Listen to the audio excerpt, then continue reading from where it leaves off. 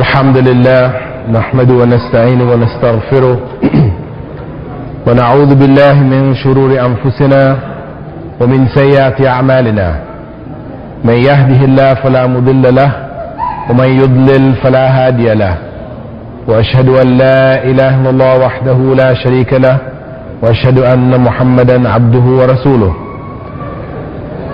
Indeed, all praise is due to Allah, and as such we should praise Him, seek His help, and seek refuge in Him from the evil which is within ourselves and the evil which results from our deeds.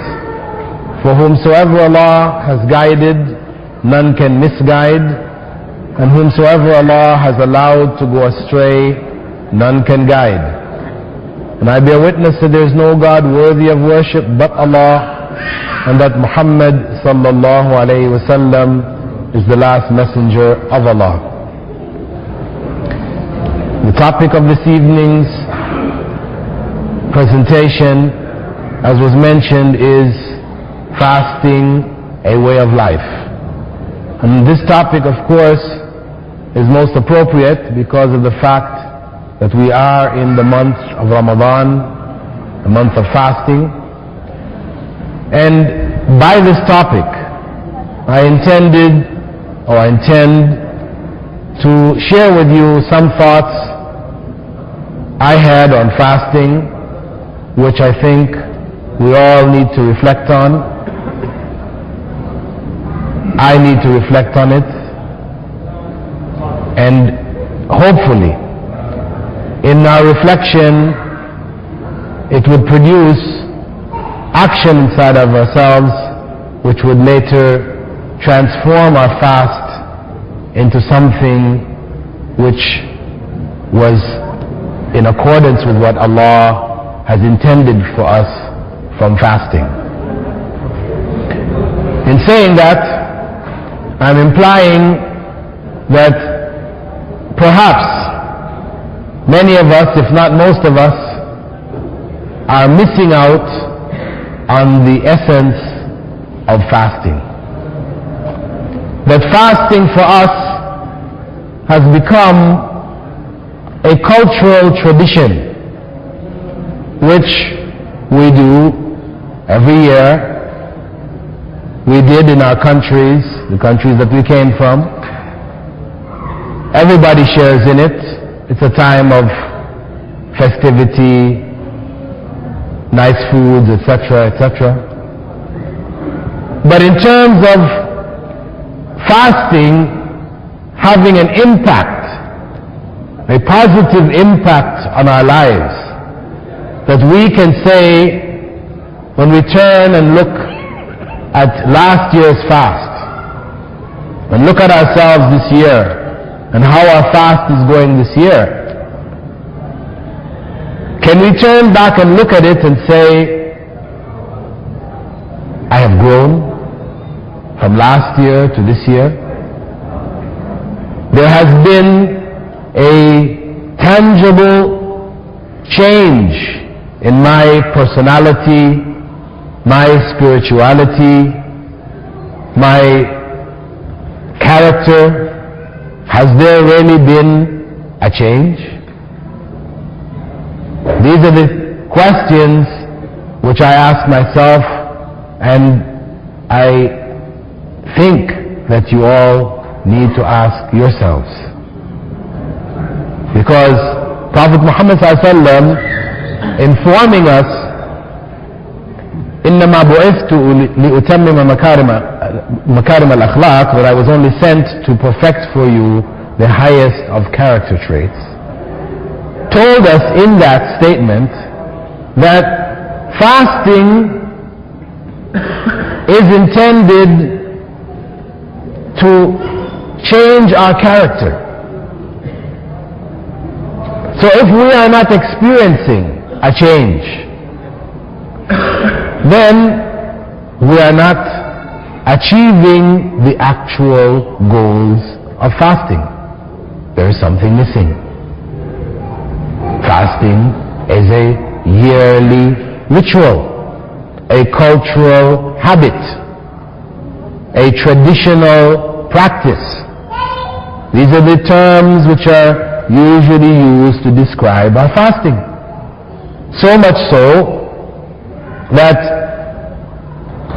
we find people who will fast in Ramadan, but they don't pray. They will not even pray, but they will fast. I mean, I've met a number of quote-unquote Muslims, who fast and don't pray. And when I ask them, how can you fast, or why are you fasting when you don't pray? Well, they say, fasting is just once a year. Whereas prayer is like something you have to do every day. So fasting is a lot easier because you just do it once a year and then it's gone, finished.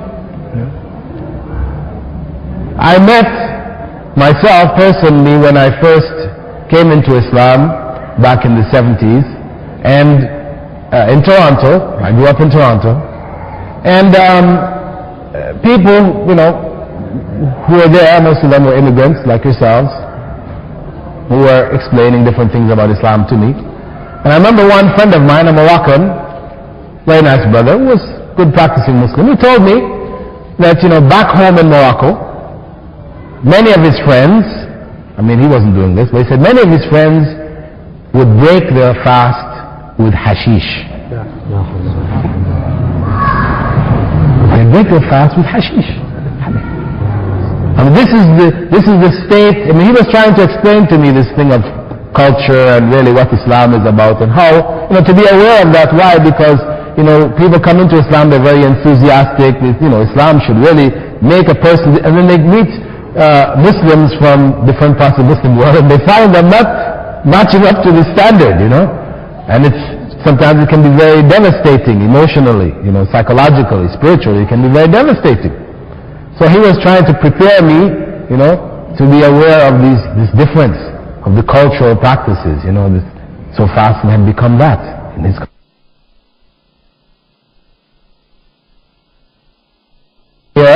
Muslims saying, for example, that we gain weight in Ramadan. And for non-Muslims, it's a very shocking thing. How? You fasted for 30 days, and at the end of that, you step on the scale, you've, gained 5-10 kilos. How is that? It seems to contradict, How can you fast and lose and gain weight, What happened to them? And especially because our fast seems so severe to them. No food, no drink, nothing. You're not putting, because for them to fast, of course, fasting, the few of them that fast, the Catholics, they have Lent. Their fasting is, you give up chocolates, you give up, this is the fast, right? For 1 week. So when they see our fast, they see this severe, no food, no drink, it's really harsh. You gain weight after all of that? How? It's something very shocking. But you see, all of it is a reflection of this cultural aspect of the fast amongst us today. And when we go back to look to see what is it really that the fast was designed to develop. What is it that Allah really wanted from us in the fast? We see it in the verse from the Quran when Allah subhanahu wa ta'ala says, Ya ayyuhalladhina amanu kutiba alaykumus siyam كما كتب على الذين من قبلكم لعلكم تتقون. O you who believe, fasting is prescribed for you as it was prescribed for those before you, in order that you would become pious, in order that you would fear Allah. Taqwa. Taqwa is the goal of fasting.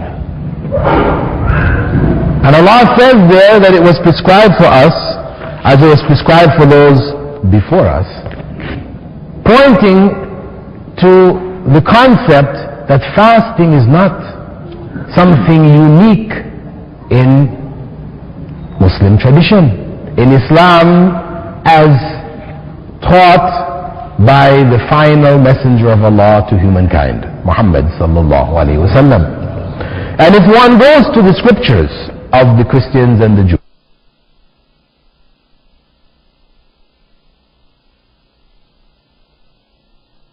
Exodus, one of the books of the Old Testament, considered to be a part of the Torah today. Exodus 34 verse 28, it describes when Prophet Musa went to receive the commandments from Allah. And he was there with the Lord 40 days and 40 nights. He neither ate bread nor drank water. And he wrote upon the tables the words of the covenant, the 10 commandments. Prophet Musa fasted for 40 days and 40 nights without eating any bread or any food or drinking anything. A complete fast.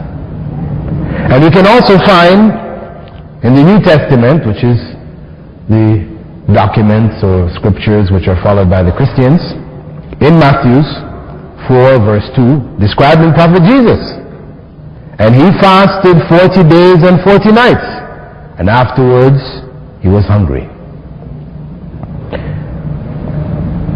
This is showing that fasting was a part of the way of the prophets, the sunnah of the prophets of the past. Of course, this fast, 40 days, 40 nights, complete fast, meaning there's no break in the fast. Prophet Muhammad ﷺ was reported to do the same kind of fast, but he forbade us from doing it. Wisal, it is called Wisal. This type of fasting is forbidden for the followers of the prophets. Permissible for them, but forbidden for the followers because Allah provides sustenance for them, as the Prophet ﷺ explained, in ways that we cannot grasp and we don't obtain. For us to try to fast in this way, we'd be dead after a few days. So obviously it is not something to be prescribed for us. So our fasting ends at sunset. But it is a complete fast, which is showing that the fast which is practiced amongst the Catholics today is a shambles. Fasting for them is nothing now. It is nothing of the way of Jesus. They claim to follow Jesus, but they're not fasting anywhere near what he fasted. But what this is showing us that this was the way of the prophets, alayhimus salam. And this is what they taught their followers. This is something Allah prescribed with the earliest of the prophets. The prophets fasted, and their followers, their righteous followers, also fasted. Fasting to develop, as Allah explained, from our times to their times, to develop taqwa, a consciousness of Allah. A consciousness which would lead us to righteousness. Because taqwa is the heart of righteousness. Consciousness of Allah is the heart of goodness. If it is missing, then goodness is like a body without a soul or without a heart. It's just a shell. It's not real. And this is why when you find non-Muslims, atheists, etc., who say, we are good not because we believe in a God and there is reward for being good and punishment for being bad. We are good because we know that good is good. We can see, we understand that it is good, and that's why we do this good. That's what they like to promote, this idea that their goodness is, beyond this issue of reward and punishment. God is, being over us. No, we're good because we know it is good. Intellectually we can see this is good, so we do it. The reality is that this good that they do without taqwa, which they see as good, they will do it as long as it is convenient. This is when you get down to the realities of it. As long as it's convenient, yes, they will do it. But when it becomes inconvenient, that good now is going to create problems for themselves, then you find they're not going to do it. Or if they find around them everybody is doing bad and getting away with it, then they'll do it also. They'll do the bad thing. Because it's no real benefit in it anymore. So they're good, though they say it is because it is good. No, it's because it is convenient to do it. They will do it only as long as it's convenient. And you can see this in people's lives in general. I know my own personal experience. When I visited New York City in 1981, after there had been a blackout, the electric grid had gone down in New York City for about 3 years, 3 days, right? 3 days, New York City. And of course, for many of you coming from Pakistan or India or Egypt or whatever, that's not unusual. So it happens all the time because it's a big deal, right? Well, for New York City, it was a big deal. I mean, the idea of electricity gone in the city for 3 days, this is something unheard of. Well, what happened? I mean, I arrived there about 2 days after they got the electricity back on again. When I came into New York City, went into Brooklyn, the Bronx, I was shocked. What I saw, I was shocked. The place looked like Berlin after World War II. And the place was just in shambles. I mean, you could not find a store, whose windows were not broken in. All of the stores were broken in, doors bashed in, everything. They were putting up, nailing wood just to stop people from going in there afterwards. And they were showing on television what was going on during those 3 nights. The 3 days, nothing was happening. The place was fine, right? Because during the 3 days, policemen were on patrol. And to be a policeman in New York, like here, I mean, you have to be at least 6'2". You have to weigh at least 260 pounds, So you're like a gorilla walking the street there. You see, nobody's going to, everybody's going to stay in line, right? Nobody's going to do any bad there, right? So, but now, once the night came, police can't do anything. It's all dark, right? When the night came, then people came out of their houses. Not just men and robbers, no, everybody, the man, his wife, his kids, they're coming just smashing in the windows of the stores and getting the goods, driving up with their cars, station wagons just collecting everything. Big time. It's incredible, the people had, newspaper people had photographed much of this in the night because they had cameras with lights and stuff. And again, people think, oh, it's the poor people, poor people in the ghetto, and this is people. No, they were showing, there were people driving down with their Mercedes-Benz, coming, from the suburbs, Everybody was at it. I mean, of course, the people in the Mercedes, they weren't going to the supermarket. Right? Because that's what the common people are hitting supermarkets, grabbing goods and things like that. No, the people in the Mercedes, they were going to the fur stores, grabbing, minks and, these expensive furs and jewelry. This is what they were going for. But the whole city was involved in mass looting. This is the most civilized country on the earth here, right? So-called, right? Democracy, some, civilization. And they went mad for 3 nights. Why? Nobody watching that. Why? Because this was a time when people felt, no, you could do evil and get away with it. No policeman is going to stop you or catch you or whatever, So once that opportunity came,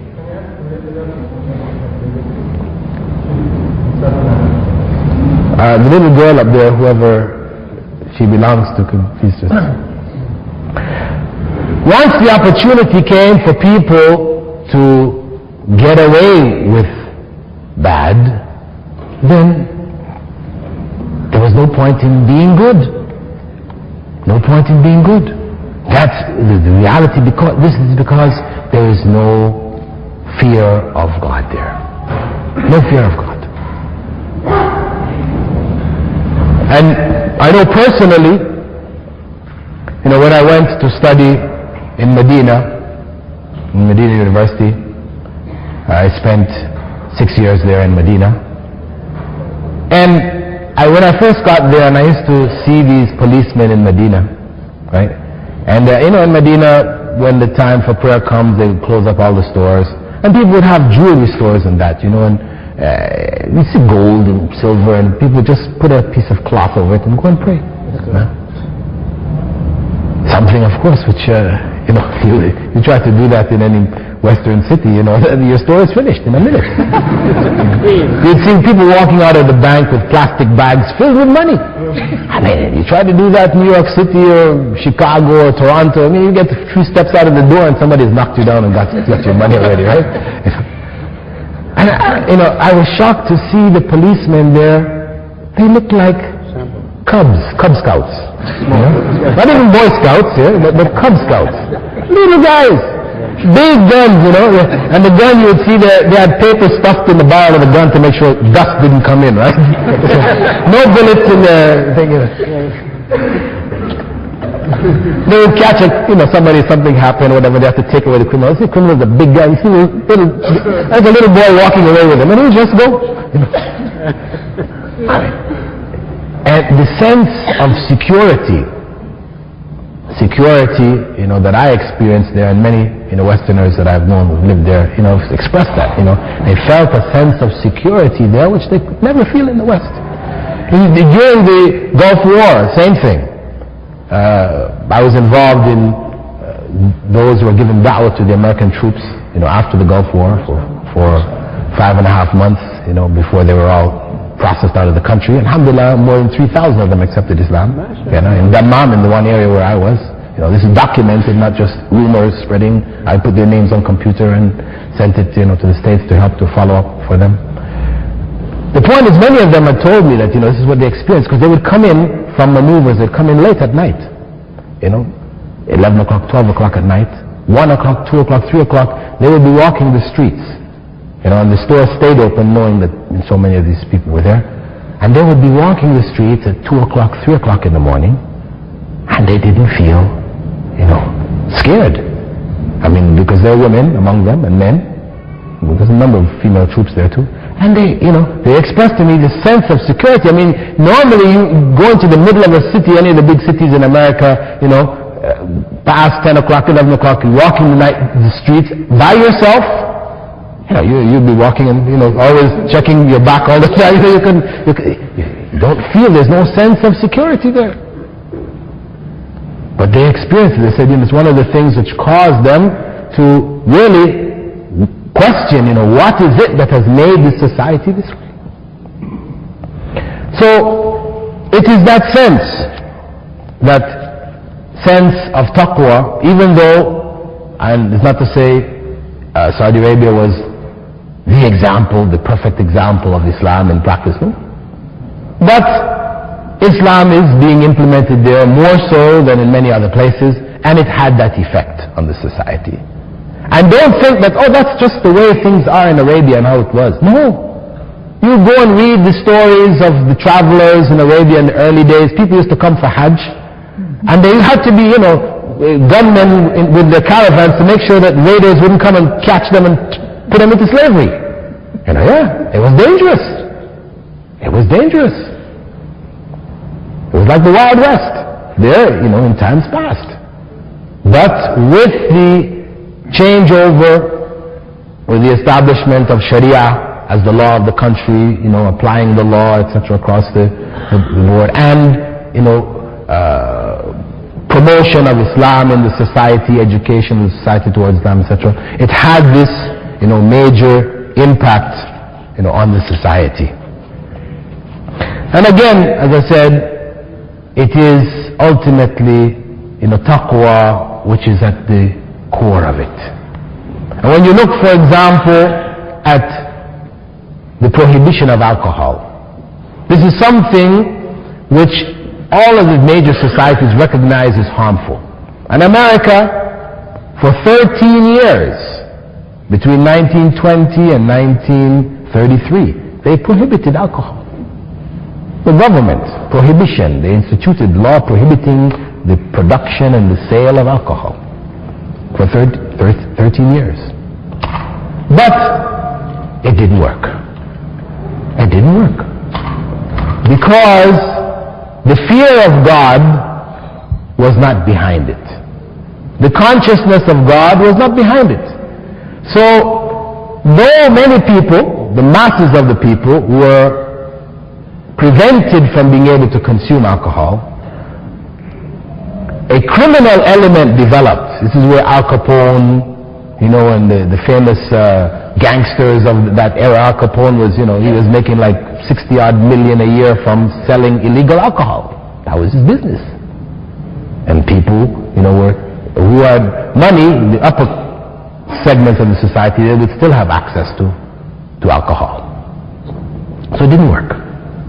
Whereas Muslims internationally, not to say that it's the case of all Muslims, because there are Muslims who drink and these things too, but as a whole, without the pressure of law, etc., you do find that the mass of Muslims don't drink. They don't drink. Why? Because of this consciousness of God. It has to do with the consciousness of God. And this is what the fast focuses on, developing that consciousness. We have it to different levels, having been raised or having come into Islam, having raised as Muslims, whatever. There is a degree of it. But unfortunately in the mass of Muslim countries, that degree is very, very small. And this is what I wanted us to reflect on this evening. To what degree are we really working on this in our fasts? When we look back at last Ramadan and the Ramadan before it and before that, can we see any kind of progression? Or is it just the same thing every year? We did it last year, we did it the year before and before and before. It's just an occurrence that happens in our lives every year. This is the thing that we need to reflect on. Because if the issues of taqwa were being developed, were being focused on, then we should be growing from Ramadan to Ramadan. There should be a progressive growth in our spirituality, in our character, etc. But if we look at ourselves and ask ourselves seriously, has there been a growth? Do we feel a change? Then we have to admit that really it's just the same old, as they say. It's the same thing we're doing each year. So we need to again reflect on the goals and the purposes of Ramadan and find out what is missing. Well, we know it is something to do with the taqwa, but what is missing which is not allowing taqwa to take its rightful place in our fast? That our taqwa, our fear of Allah, our consciousness of Allah is not increasing. We are not growing with each Ramadan. What is missing? Now, what I think, from my observance, in looking at the mode and the method of fasting, I feel that to a large degree we are far away from the sunnah of Rasulullah sallallahu alaihi wasallam. This is the answer. Whenever Muslims go astray, it will be because they have left the sunnah of Rasulullah sallallahu alaihi wasallam. Because his sunnah is the way. If we are holding on firmly to that sunnah, then we will be on the right path. We will be getting from the fast what Allah has prescribed for us. Now if we look at the sunnah of Rasulullah sallallahu alayhi wasallam in his fast, we find that he used to begin the fast suhoor, and he emphasized suhoor. Don't miss it. Even if it's only drinking a glass of water, don't miss it. He used to begin the fast with some olives, some bread, barley bread or whatever, something very light. And when he broke the fast with 3 dates, drank some water, he went to pray, And following that, he would have a moderate meal. A moderate meal. You can't gain weight in Ramadan doing that. So for us to be gaining weight, then it means we're not doing that. What we find is that the tradition is when we begin the fast, because we know we're going to be fasting for the next so many hours, we don't want to feel hungry. So we prepare 3-course meals. We're going into the fast eating, half a chicken and, some, a leg of goat and rice and, biryani or whatever, kabsha, whatever. We just tank up going in. And what happens, of course, is that our systems, overloaded. And I notice in the Emirates where I am, you'll always see before Ramadan comes warnings from the doctors, right? To the population, to control their eating. Don't overeat, because so many people are coming into the hospitals with problems from overeating in Ramadan. So the point is that people, tank up. They go into the fast. What's happening is that the system is just, it's taking time to digest this, and it's working, and it's working, and it's working. You find that it's working all the way through the day. Maybe only about an hour before sunset, it's finally finished its work. Then you have sunset coming. Mashallah, time to break the fast. And then when the time comes to break the fast, instead of 3 dates, some water, or some juice, whatever, and going to pray, we pile up in front of ourselves, all these foods, this stuff, very rich stuff with all the sugar and, calories, and, we pile up and we eat and eat and eat, and we eat, and we eat, until, you reach the point, you say, you feel something stuck in your throat, you can't put any more down, right? That's when you finally have to stop. You stop when you reach that point. And of course, when we go to stand for Taraweeh, in this state, right, when your stomach is so full like this, you're tired. You get sleepy, You can hardly stay up with the Imam and you're looking at your watch thinking, hurry up and finish, And of course, in this way, we gain weight. This is how we gain weight in Ramadan. Because we're not following the Sunnah. We're not following the Sunnah. So, the fast, which on one hand is to develop a sense of control over our eating habits, eating, drinking habits. The sense of control isn't there. Yes, we are not fasting during the daylight hours, but the real test of control is at the time of the breaking of the fast. This is the time that we're being tested. Have we gained control? Have we learned control? Are we in control? The reality is we're not.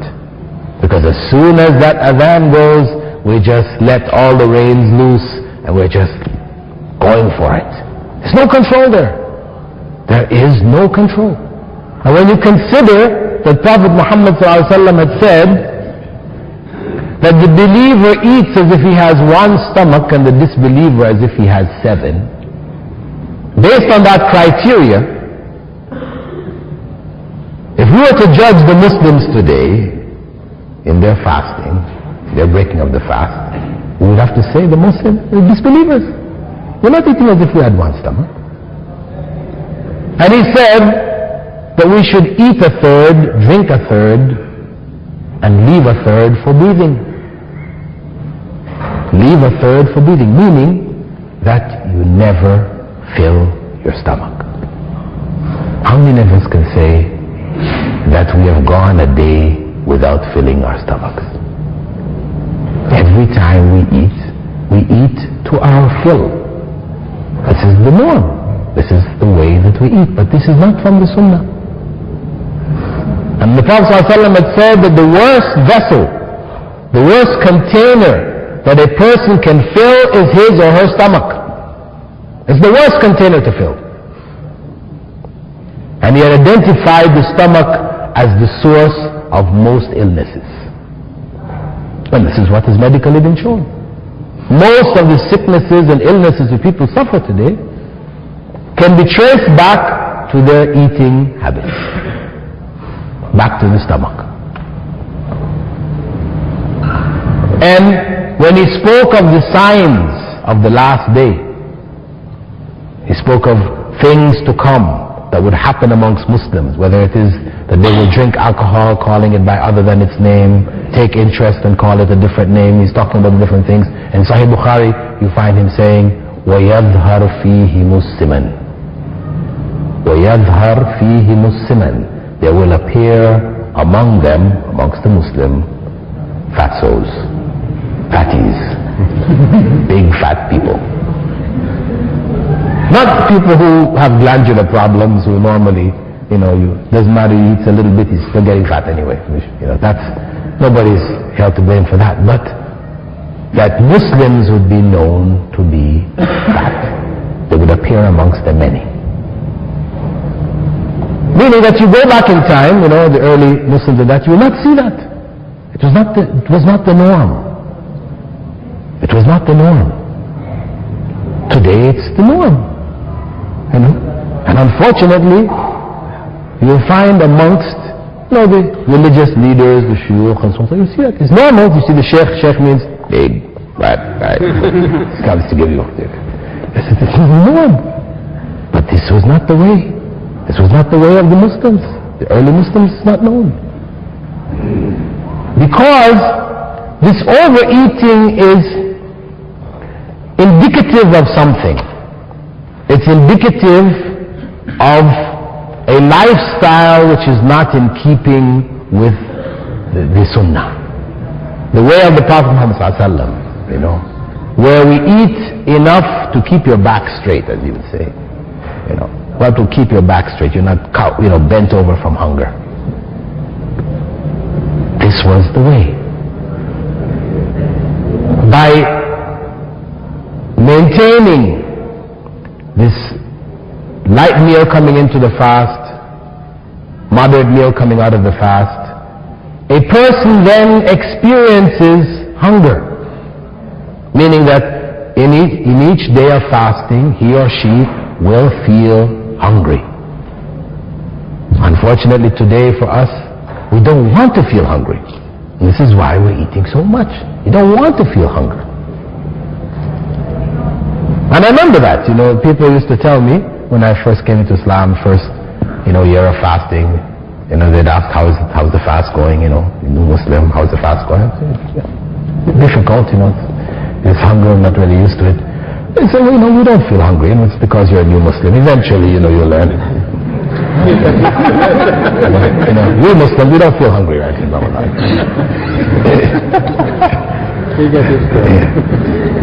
The point is that the whole issue of hunger is lost. People don't want to feel hungry. But the thing is that feeling hungry is a part of fasting. We should feel hungry every day. We should feel pangs of hunger. Why? Because in that hunger and feeling that hunger, it reminds us of those who are hungry not because they've chosen to fast, but because they have no food to eat. And this should then motivate us to be generous, to seek out those who are needy and to help them. And this is why we have Eid al-Fitr. The celebration for breaking the fast is one of feeding the poor. This is what is supposed to be generated. This is part of what is generated from the fast. An empathy or sympathy for those people who are needy and generosity. This characteristic should be developed in the course of fasting. But unfortunately, we have missed it. And we're not considering that the fast, somebody may say to us, so what if I eat, extra, how does that doesn't really affect my faith. And okay, maybe I'm not complying with letter of the law for the fast, but by faith I'm still okay. The reality is that this attitude of overeating is indicative of an attitude towards the dunya. When you really get down to it, this desire to eat the way we're eating is an expression of our general desire towards the dunya. We want to grab as much of it as we can. Because really, this habit, when you look at our habits, they're all interrelated. You're not going to be uncontrolled in your eating habits and then controlled in your other habits. No, it means that we're uncontrolled in general. Alhaakum at-takathur. We've forgotten this verse. That this desire to want to grab as much of the dunya as possible has caused them to be unaware of the purpose of this life.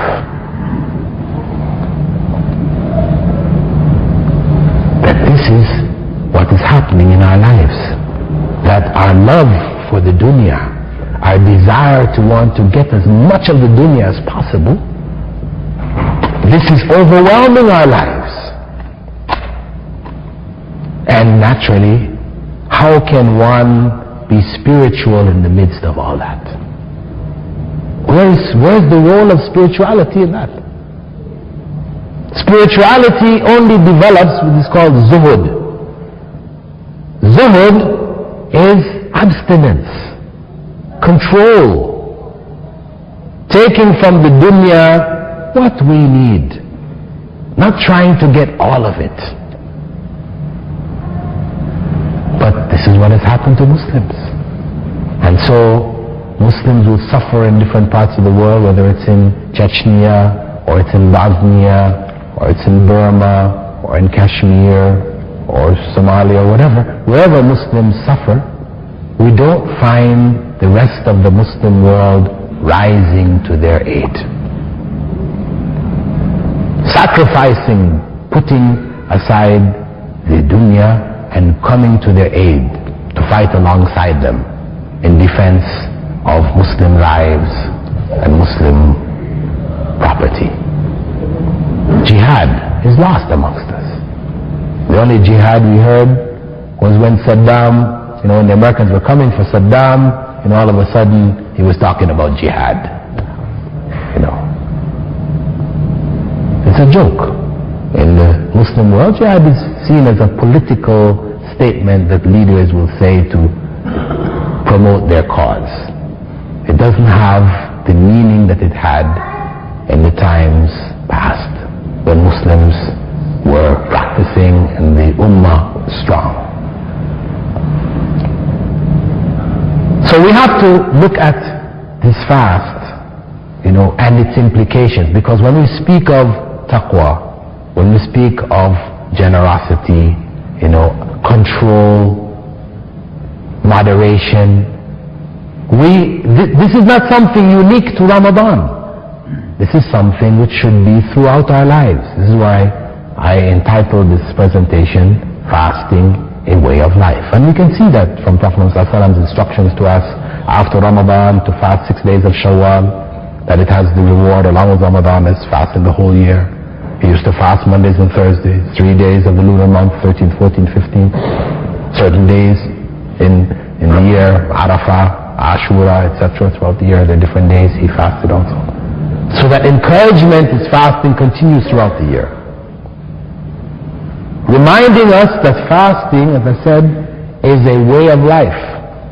And it should be helping us to grow. But there's an aspect of the fast that we should also reflect on. And that is the inner aspect with regards to how we communicate, how we interact with other people. Because we live in societies, and as such, what you find is that it's the norm that people discuss other people, their business, and we sit down with conversations. Much of our conversation is involved in talking about other people. Did you hear what so-and-so did? Did you see what so-and-so was doing? So a lot of talking about people. And we find from the Prophet ﷺ's statements with regards to fasting that he said, a person who doesn't abandon lies and acting on them during Ramadan, Allah will not reward his leaving food and drink. Allah has no need for this. There is no reward for it. من لم يدع قول الزور والعمل به فليس لله حاجة في أن يضع طعامه وشرابه. This is narrated by Imam Bukhari. That in Ramadan we are not supposed to be talking about people, spreading rumors about people, gossiping, backbiting, all of these kind of things. It destroys the value of the fast. So we end up, as the Prophet ﷺ, had said, رب صائم ليس له من صيامه إلا الجوع ورب قائم ليس له من قيامه إلا السهر. Perhaps a fasting person will gain nothing from his fast or her fast but hunger. And perhaps the one who stands up at night for prayer will get nothing but tiredness. That without this control, this is the psychological aspects of the fasting, where we gain control over what is coming out of our mouths. Because we think the fast is what is going in. You prevent things from coming in your mouth. But actually, fasting involves preventing things from coming out of our mouths also. Very, very important part of fasting. That this control, if it is not there, it destroys the fast. It destroys the fast, destroys the value and the reward from fasting. And this is something which we need throughout the year. We need it throughout the year. As the Prophet ﷺ told us, whoever fears Allah on the last day, فَلْيَقُلِ الْخَيْرَ وَلْيَصْمُتْ, should either speak good or be silent. Beware of what we say. Because, as he said also, perhaps a person may say something which they think it's very small, nothing. But to Allah it is something great. And Allah writes it against this individual and he goes to hell because of it. And when we consider, to some degree, there are elements amongst us who have not restrained their tongues from speaking about others, to the point where they have even spoken against the scholars, etc., scholars of Islam. We can see that the essence of the fast is missing. The spirituality which should be gained from the fast is missing. So they become shells. Externally they appear to be practicing Islam, their fast and so, but internally there's a vacuum there. So they don't feel any kind of ill or any kind of reservation to want to stop themselves from speaking about others. Rumors, spreading gossip. Considering that the Prophet ﷺ had said, لا يدخل الجنة نمام, that the gossiper, the one who is constantly spreading gossip, would not enter paradise. So severe, so critical. But we find Muslims very keen, very anxious to talk about the honor of their fellow Muslim. He's a this, he's a that, he does this, he does that, she does this, she does that.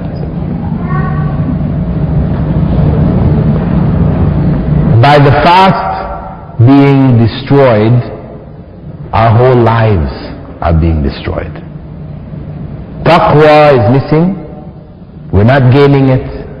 And the fast going from Ramadan to Ramadan is not giving us any of the blessings which the Prophet ﷺ spoke about. When he said that from one fast to the next, from one Ramadan to the next, erases sins in between.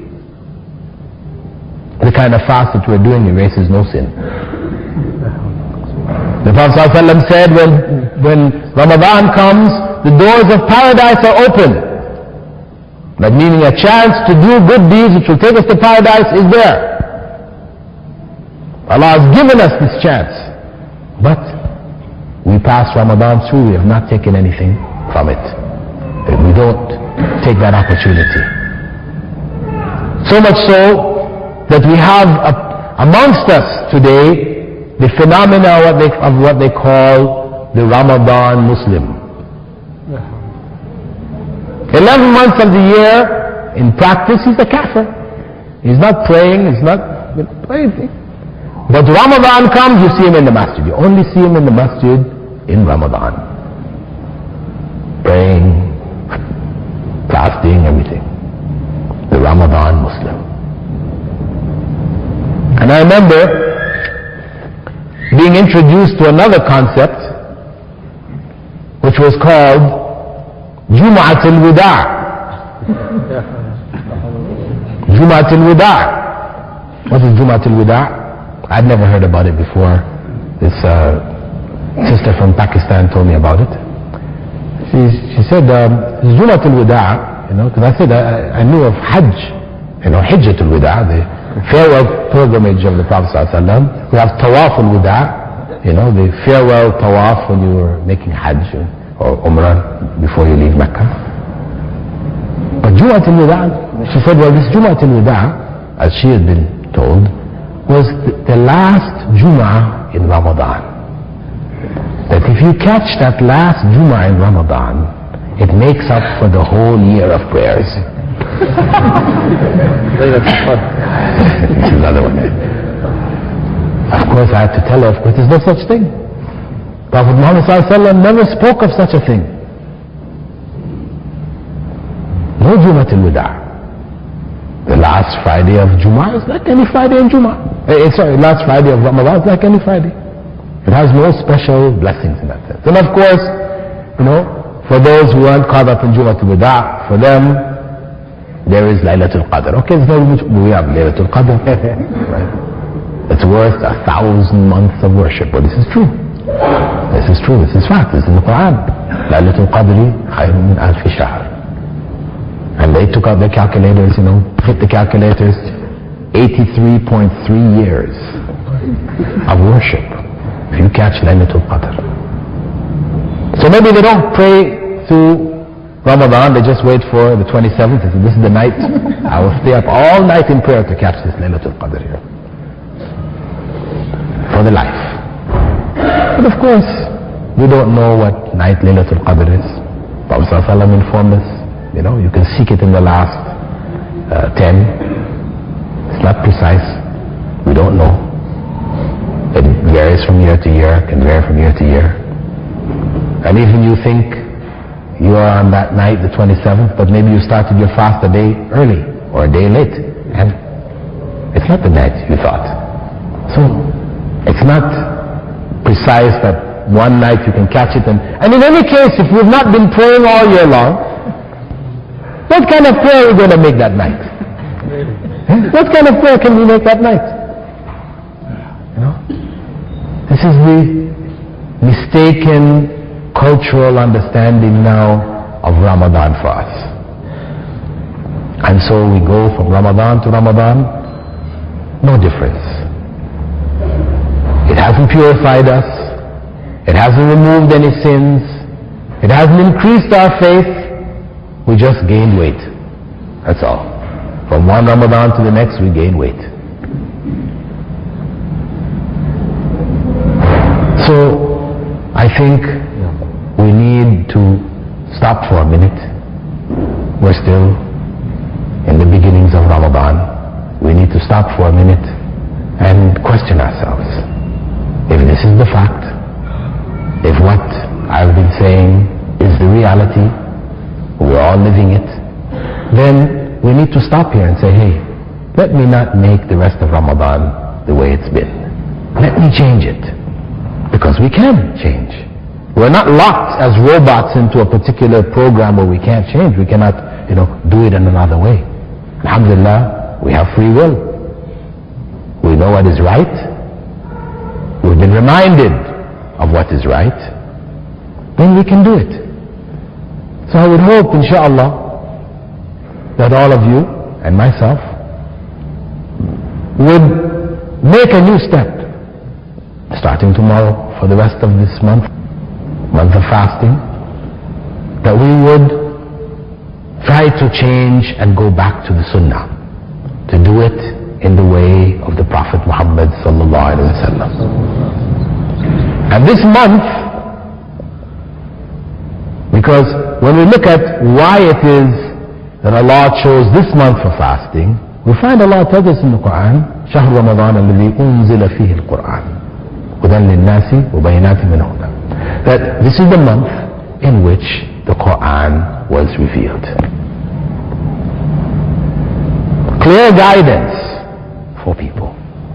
This is the blessed month, not the holy month. These people call this the holy month of Ramadan, like the Holy Prophet and the Holy Quran. Please, this terminology is Christian terminology. You have the Holy Bible, that's their thing. We don't have any Holy Quran. We have the Quran al-Kareem, the Noble Quran, Al-Quran al-Azim, the Magnificent Quran. We have these terms. This is what Allah, we never have here the Prophet ﷺ, or we hear Allah saying Al-Quran al-Muqaddas. Al-Ard al-Muqaddasa, talking about, Palestine, Jerusalem. But no, Quran, no. No Holy Quran, no Holy Prophet, no Holy Ramadan. Please, let us stop this. It's something we have picked up from colonial times, when we were ruled by our colonial masters and they were talking about their Holy Bible. We wanted to have something holy also, so we made a Holy Quran and a Holy Ramadan. But the point is that this month of fasting, chosen by Allah in honor of the revelation of the Quran. And this is a reminder for us that the Quran should be the foundation of our lives. Not the book that we keep on the highest shelf, that we take down during Ramadan, we blow off the dust, and we sit and we read it during Ramadan, and we put it back on the shelf for the rest of the year. No. This book is the book of guidance for us, that we should be reading on a regular basis. We should be memorizing from the Quran. We should be learning tajweed to recite it correctly. We should be learning the meanings, reflecting on the meanings. When we read the Quran, it should not be just ritualistically, as it has become amongst us. If we were taught to read the Quran, Khatm al-Quran or whatever as children, so now we read the Quran, we just, our minds can be elsewhere doing all kinds of other things and, planning for breaking the fast and the foods and all the things, and our lips are going through the motions of reading the Quran. This is not the reading of Quran. Allah asks us, don't we reflect? أَفَلَا يَتَدَبَّرُونَ الْقُرْآنَ? Or are our hearts sealed up? The Quran is recited to them when they're tuliyat alayhim al-Quran, that their hearts become softened.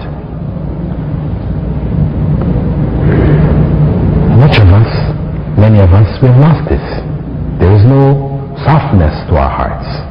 The Quran is not touching us. It is not moving us. It's not moving us to tears. The only time we cry, is when our team loses, in a cricket game or soccer or something. This is when tears come down our eyes. How could the team lose? But for the sake of Allah, how many of us experience that in our lives? Tears coming to our eyes when we reflect on the Quran, when we reflect on Allah, when we reflect on our sins and our position. Where is our humility before Allah? The reading of the Quran in this month is supposed to help us to develop this. Quran should be the foundation. Without that, then the our hearts become hardened. And this is why we don't have any difficulty in speaking about other people. You know? Defaming people, dishonoring people. We don't have a problem with it because our hearts have become, no longer plays a major role in our lives. So what happens, unfortunately, you'll find people will come into Islam newly, and instead of people sitting them down, teaching them the Quran, memorize the Quran so you can use it in your prayers and learn tajweed, read the Quran regularly, so on, so on, so. Person comes into Islam and you find people will be drawing them aside and telling them things. You know, either watch out for so and so and so and so and so and so. You know, he's no good. You know, don't listen to his khutbahs, don't read his books, don't listen to his tapes. You know, so the person he's just coming to Islam and now he's knowing this sheikh is no good, that sheikh is no good, this one is no, he becomes an expert on defining who is good and who is not, the sheikhs, and who has knowledge, but you ask him, brother, you learned how to read Quran yet? Oh no, inshallah. Right, he's become an expert, you know what they call a jarh wa ta'deel. You know, he knows now, he's a specialist in identifying the good, the specialist, and foundation is completely missing. But there he is talking about people. And he will speak about, people who may be among the awliya of Allah. He will say statements and he will point fingers at people. When you go and see these people and see them in their own practice of the deen, etc., etc., these people may very well be among the awliya of Allah, those close friends of Allah that Allah calls his awliya, about whom he said that if someone harms one of my awliya, I declare war against him or her. That they're bringing upon themselves the war unleashed by Allah on them. Instead of focusing on the foundation of the deen, building that foundation, learning, establishing that connection with the Quran, which is guidance, which has in it, as Allah says, shifa lima fi sudur, a cure for what is in the hearts, what is in the chest, the feelings, the illnesses, our psychological, our spiritual illnesses. The cure is there in the Quran, but we are not taking it. Ramadan goes and the Quran goes. We need to get back in touch with our Ramadan. We need to save Ramadan for ourselves, for our own sake, because Allah has no need for our fasts. Ramadan does not benefit Allah in any way. Ramadan was prescribed for our benefit. If we want it, if we want to grow, if we want Islam to have meaning in our lives, then we must establish it in Ramadan. Because Ramadan is the mini, we could say condensed element of Islam. It's been condensed down into Ramadan, packaged in a very tight package, where we have a requirement, all the various things that we have to do throughout the year is focused here in Ramadan. If we can't make it in Ramadan, then we're not making it any other time. So we need to re-establish our connection with Ramadan, and in that way fasting becomes for us a way of life, a way of living. It will affect all of our actions. We will grow spiritually, we will feel something. We'll come out of Ramadan feeling refreshed. We will long for the next Ramadan as the Sahaba were described. They used to long for Ramadan. But we don't have that longing. If we do, it's just the longing for the sweets and whatever, But longing for Ramadan as Ramadan, we've lost it. So I pray that Allah would put in our hearts a desire to make Ramadan real in our lives. That we would spend some time in the morning, in the evening, in the time when we're breaking our fast. The Prophet ﷺ said that the dua which is made at the time of the breaking of the fast is a dua which is guaranteed an answer.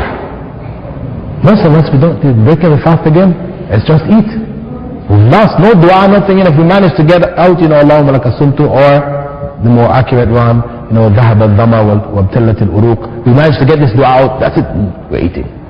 The dua, ask Allah.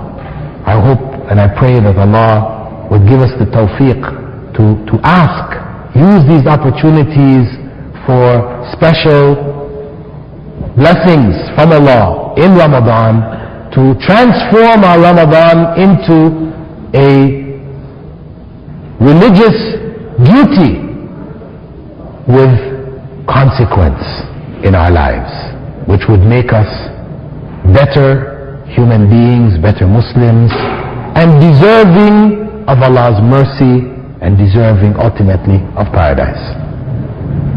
Barakallahu feekum.